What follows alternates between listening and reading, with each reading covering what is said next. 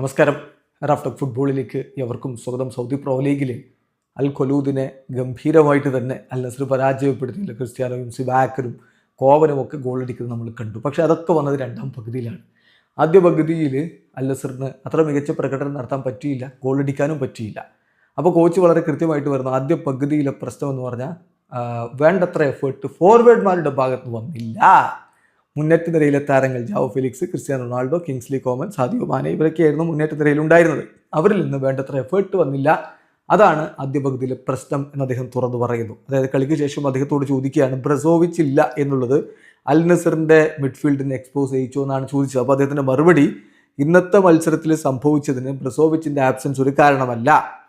അദ്ദേഹം ശരിയാണ്, ഡിഫെൻസീവായിട്ടുള്ള ബാലൻസ് കൂടുതലായിട്ട് നൽകും. ഇന്ന് യഥാർത്ഥത്തിൽ സംഭവിച്ചത് the forward simply didn't put in enough effort in the first half. First ഹാഫിൽ വേണ്ടത്ര ഒരു എഫേർട്ട് ഫോർവേഡ്മാരുടെ ഭാഗത്തുനിന്നുണ്ടായില്ല. ഫസ്റ്റ് ഹാഫിൽ ഞങ്ങൾ വേണ്ടത്ര ക്യുക്കായിരുന്നില്ല.